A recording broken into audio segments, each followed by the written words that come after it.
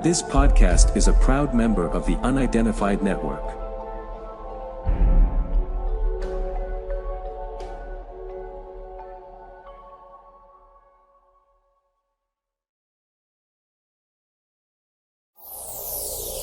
On the Track is a monthly web TV show about cryptozoology, natural history, green issues, and whatever else the team feel like making up as they go along.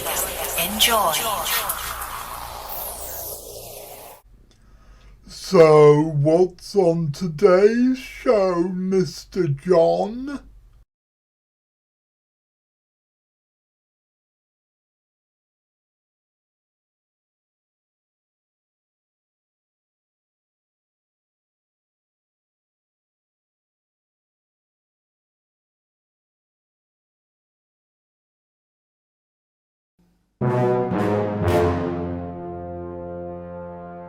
I really like the old credits.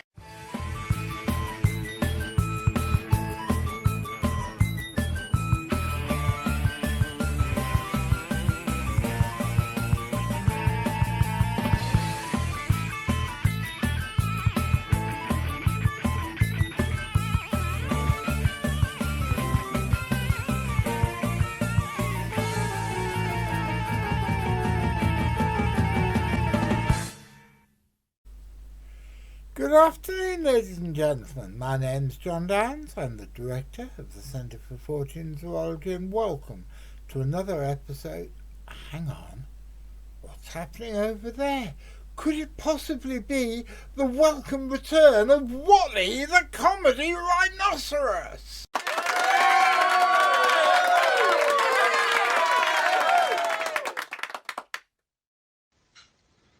Hello, good evening, and...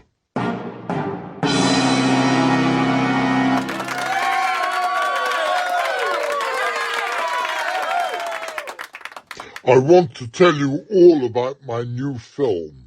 It's about a brave but foolhardy young rhinoceros who gets a job as a turd counter in a sewage farm, with comedy results.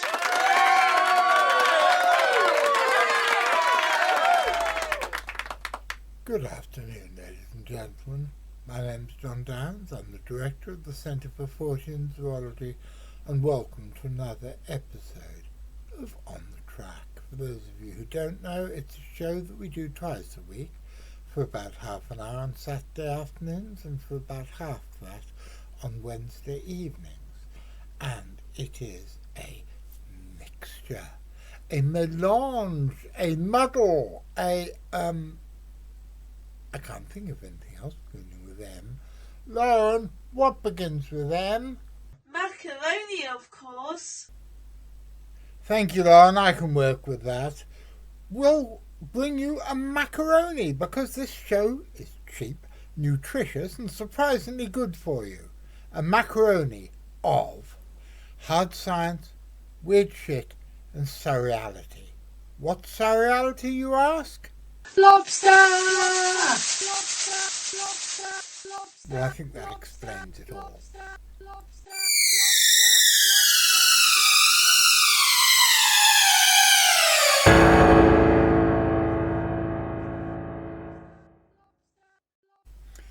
And now, ladies and gentlemen, on with the show proper.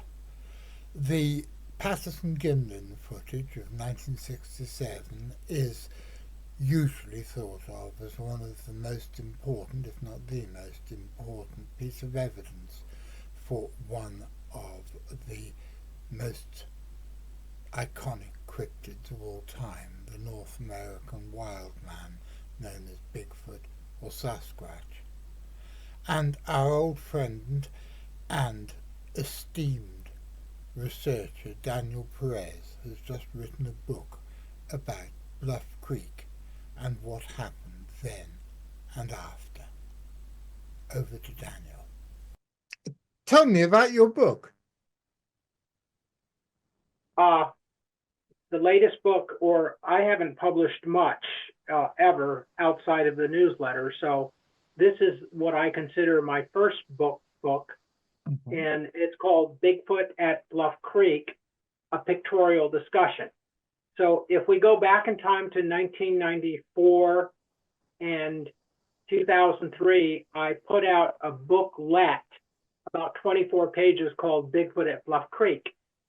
And that was on the 25th anniversary of the Patterson Gimlin film. And so I wanted to recap all that was known, or most the significant things that were known at the time in the booklet. And it's all black. I don't have a copy here on my desk right now. It's all sold out too. And then in 2003, I added a small bibliography to it to make it a little more comprehensive. And so as the years went on and social media and the internet and information online became more readily accessible on the Bigfoot topic, I discovered that there was more to it. There was more information coming out, and especially a BBC documentary that was made in 1968, I believe, that was first shown in the UK with Dr. John Napier and Roger Patterson about the PG film, the Patterson Gimlin film. And it was uploaded to YouTube by an individual by the name of Todd Prescott from Canada, October 20th of 2021.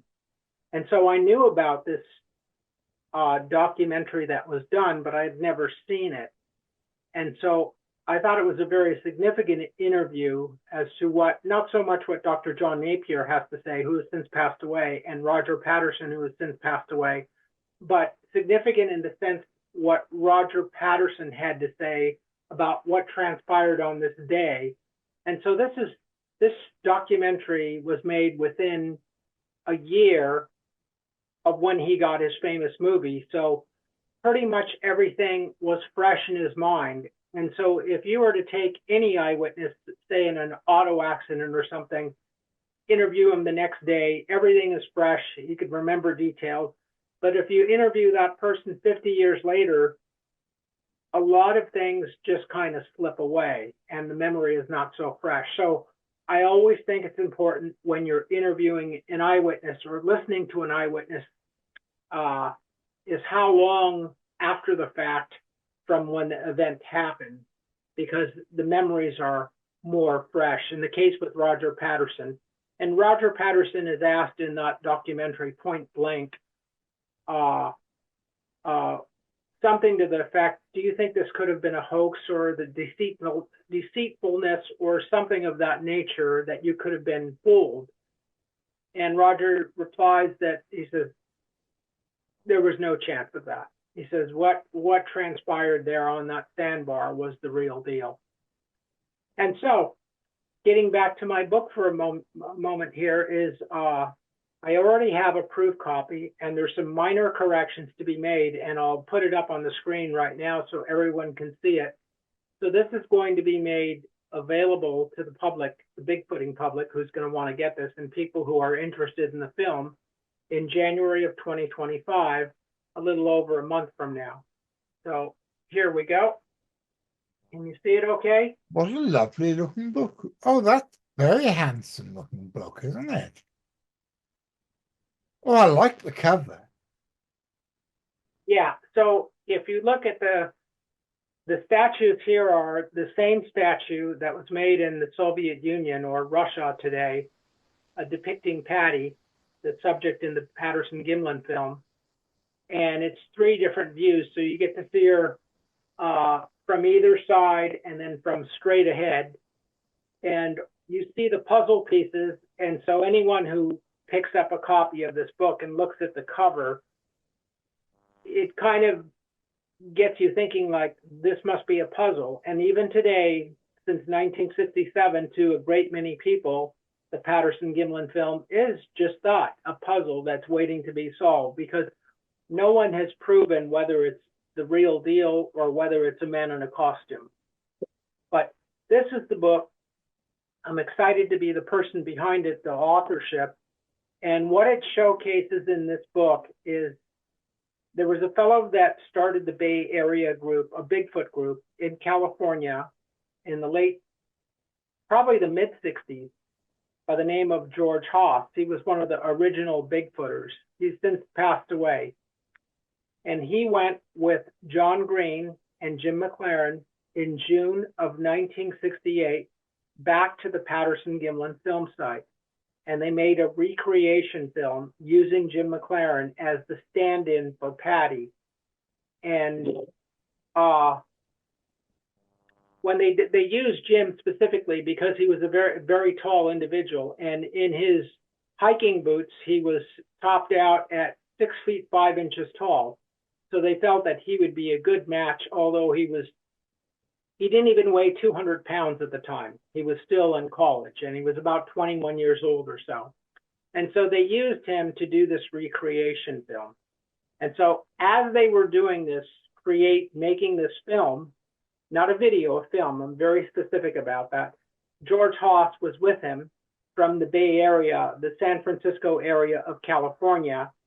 He had his 35 millimeter camera, and he took slides of all the action that was going on in June of '68. And so he has taken photos of the film site from angles that Roger never achieved. So instead of, say, direct on, he was perpendicular in the sense that you get to see the film site from a different angle completely, that just completely blows you away. And so those photos have never seen daylight in any publication, not Fortean Times, not any magazine, not any book, not any specific Bigfoot book. And what happened when George died, a fellow by the name of Warren Thompson inherited his files. And then in 2012 or 2013, when Warren Thompson died, I inherited those files. And with those files were these slides that I knew about. And so when I found them in the massive collection, I said, you know, it's probably time to let the Bigfoot public or the public in general see these incredible images. And they're showcased in the book. And part of the reason for the format of the book being 8.5 inches wide and 11 inches long is so that the images, let's see if we could show one here real quick. This is a proof copy, such as this, can be seen and appreciated. So it spans 2 pages. So Wow. I was able to do that. So that's, and there's a lot more testimony in the book that has never been published. And I went after or sought after Jim McLaren, did some additional interviewing with him because he was on site, on the film site, November 5th of '67, just weeks after the famous movie was shot, and then maybe 9 months later with John Green. So he was there twice, once in '67, shortly after the film was shot, and then in '68 with John Green. And so I interviewed him about that in this book. And another individual that was with Jim McLaren was a fellow by the name of Richard Henry, who's now passed on. And I took him down to the film site and did an extensive interview with him. And some of the interview will be published in this book. And he's never, Richard Henry never was just a local Willow Creek, California man who never sought any publicity. But I got word in 2003 that he was part of this group with Jim McLaren on November 5th of '67, who went to the film site. And I thought it would be important to interview him because he was a primary witness of the film site just weeks after the famous footage was shot. And so he saw the tracks in person, and he testified when I did a audio taped interview and a videotaped interview that the tracks of the subject sank incredibly deep compared to his boots that were on the site. And so I specifically asked him, I've met him numerous times, and I'm 5 feet 7 inches tall, and I think he's about 5 feet 9 inches tall or so at the time. And I asked him how much did he weigh at the time in 1967, and I think he said he was about 170 pounds. And he said when he walked on that sandbar to try to compare his boot print to the tracks that Patty left, and this is November 5th of 67, he said his boots did not come anywhere close to the depth of the tracks from the creature that was filmed. And so he was very convinced. He said he was thinking in his mind scenarios as to how this could have been faked, because he was a hunter in general, and he had seen many tracks in the woods of bears and stuff in Northern California. And you see real bear tracks, real deer tracks, or lion tracks, and you know that these are real. And so this was the first time that he had seen Bigfoot tracks. And so since he had never seen one, he was trying to envision in his mind how this could have been faked. And he said he got down on his hands and knees to really look at the tracks closely. And he could not come up with an answer as to how this was fabricated, especially with the depth of the tracks. And so I think I am the only person in the Bigfoot world who ever interviewed Richard Henry. I know that the late Rene DeHinden from Canada never did, and I know that John Green never did, because his name never came up. And it was just by happenstance with a call to Willow Creek to Al Hodgson, who was the resident Bigfoot expert there, that he ran that name by me. He said, Richard Henry. And I said, well, back up. I said, who is Richard Henry? And he says, oh, yeah, he was with Jim McLaren and another person on November 5th of 67 who went up to the film site. And so I sought him out. I said, well, is he still living? And he says, yes. And so I sought him out and I interviewed him once by videotape and once by audio tape, because I felt it was important to capture his words, because he was a primary witness to the film site. And so that is only part of what you'll get in this new book that is about 130 pages long. And like I said, what I'm showing you here is the proof copy. There's some minor mistakes in it where you see the, or instead of his, it's is. So those are just minor corrections. And then I'll be giving that back to the printer, and then we'll get up to printing full steam in December and have it ready for the Bigfooting public in January. And so I'm excited about this, because this is, I guess this is really my most substantial book, because I haven't written a whole lot in terms of books on the subject. I think in 2012, thereabouts, we did a small children's book, but that was just a small thing, and the booklet. And then in 1988, I published a bibliography on the subject called Bigfoot Notes, and that was more of a reference book, a bibliography, but nothing like this. And I felt, because of my intimate knowledge of the PG film and my association with the late John Green and Rene DeHinden and a lot of the principal players, such as Bob Gimlin as well, that I felt duty bound to put something out for the public. And so that's what's going on right now. How many of the primary witnesses, apart from Jim, are still alive? Bob Gimlin is still living, and Jim McLaren is still living. But Jim McLaren came after the fact. He was in Willow Creek the day the film was shot, but had no knowledge that Roger Patterson and Bob Gimlin were up in the Bluff Creek area getting this film. And so instead of, I think he said he made an effort to get to the film site, but never found it. And they didn't come back until after the fact, until he met Bob and Roger in Vancouver, Canada, Vancouver, British Columbia, Canada, late October, when they were showing the film to the scientific community and the press, that he was able to get more specifics as to the location of the film site. So as he came back to the United States, he was enlisted or recruited by a fellow by the name of Bob Barnett, who was had a radio program, and Bob Barnett's friend, Richard Henry, and they all got together in Arcata, California on November 5th of 67 to go up to the film site. And at this time, they had Jim, at least, had a better idea in his mind as to where the location of the film site was. And when they got real close, Jim said, stop the car, and they stopped, and he got out and went on the other side of the road, and he says, here's the tracks, this was the place. And so that's how they found the film site.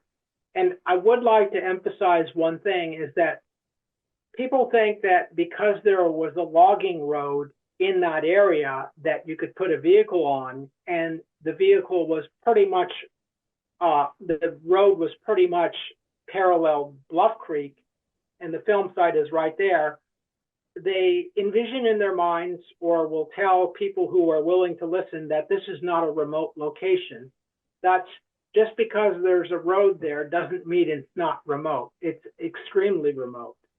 There's no roads there anymore. All the logging has ceased up in that area, but there was a road at the time, and at the time you could pretty much drive to the site. And but even in spite of the fact that you have a gravel road there, it was still an extremely remote area, some maybe 40 miles off the Blacktop, the main highway, Highway 96, that ran through that area. So people will try to tell you that it's an easy area to get to, when in fact it's not, and it's that road is not heavily trafficked, and you could literally stop your car in 67 there and probably wait several days before you see anyone else up there. So it was extremely a remote location. So anyone that will tell you that it's not remote because there was a road there, they're only telling you half of the story. Well, I think it's important that somebody like you has come forward and pulled together all the different strands of the story and put them all in the same place so that people can get the whole truth.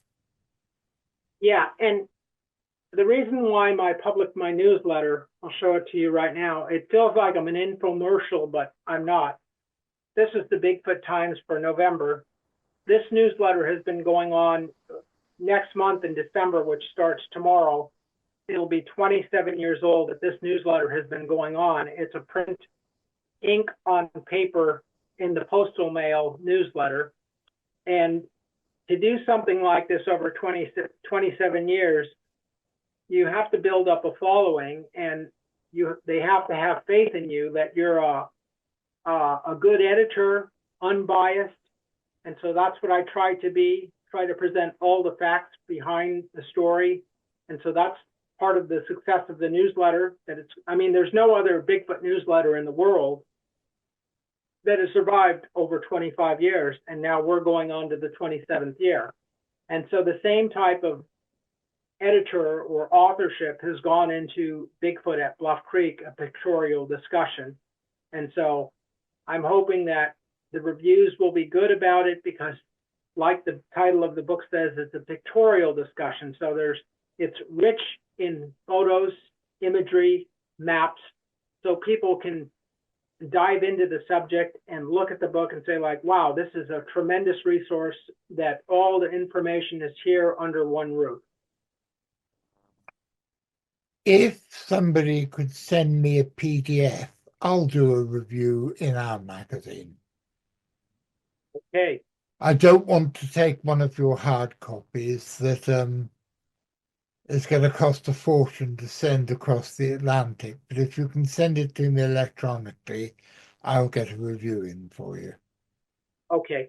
And the just so you know, 14 Times is on the review list that they will be getting a copy for review. And I've already checked with the postal people in American dollars, not pounds.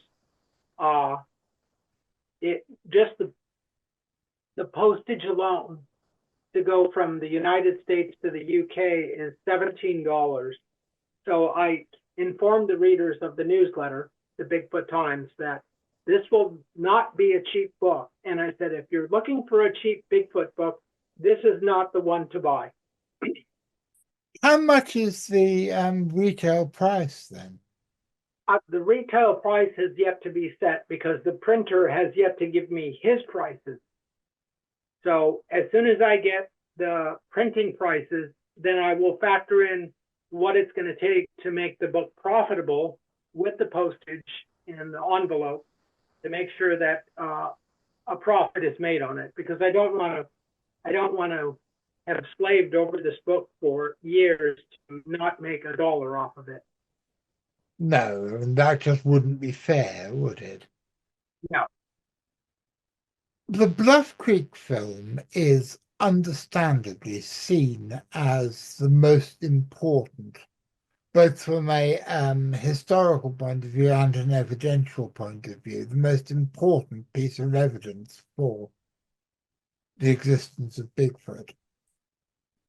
Are there any other films that you think are of equal, coming up nearly as equal importance? Wow.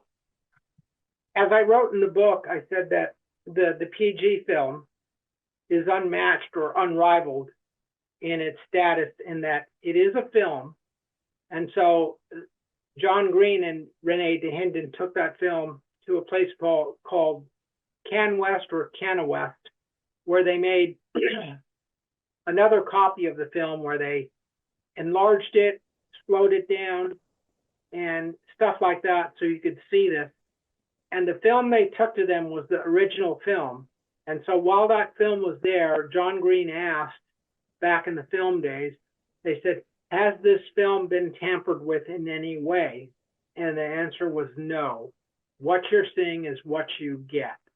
And so it's unrivaled. But in the secondary category as to what films might be important, and I'm on the fence on this, but I'm always willing to be unbiased and say, like, what I think and what I feel is the Paul Freeman film from, it's either Southern Washington or I think it's on the Oregon-Washington border, that was shot in August of 20th of 1992. Oftentimes that date is confused with 1994, but I've been to that film site as well. And curiously, or just as a note, is that film was shot right off a road too. You could basically drive your vehicle up there, get out of your vehicle, go up maybe a couple of 100 feet, and you're on the film site. So that film was shot where there was a road, but I would say you have to consider that film. It's very intriguing, and a lot of people think it's the real deal. And Paul Freeman, the late Paul Freeman, was out in the woods enough to have had encounters happen. And then I would also give high praise to, let me think of his name, the fellow from Florida. His father's passed on, but he's still living. His name escapes me, but his footage was a thermal video where you see the subject like dart from one tree to the other and moves very quickly. And Stacy Brown Jr. is his name.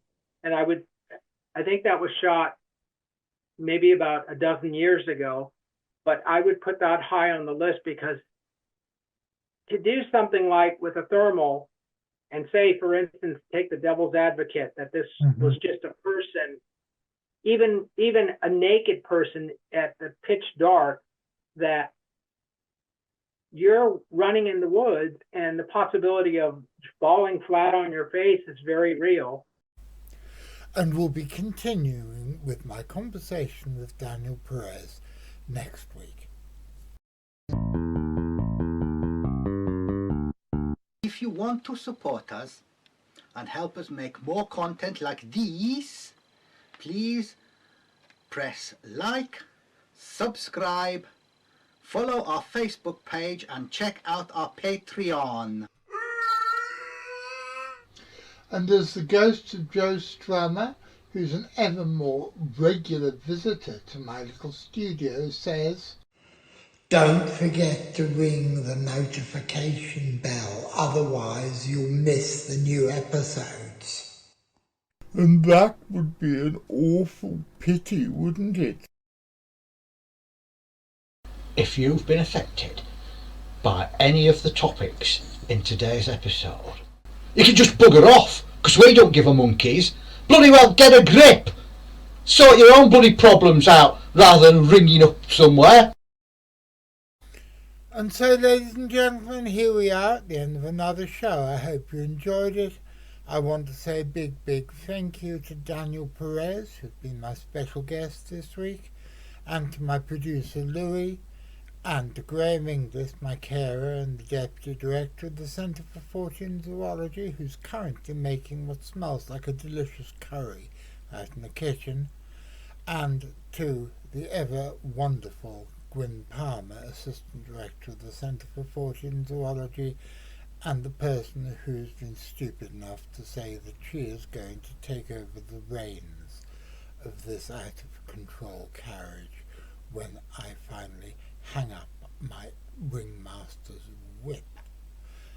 I'm going to be back next week, and I'm going to be back with the second part of my interview with Daniel Perez, and I hope you find it as fascinating as I did, because there's all sorts of things in that I had no idea about. I hope you're going to be there to watch it, because I'm going to be there, as always, doing the live chats and the notifications and all the other gubbins I do on a Saturday afternoon. And if I'm there doing that and you're there watching it, I'll be seeing you.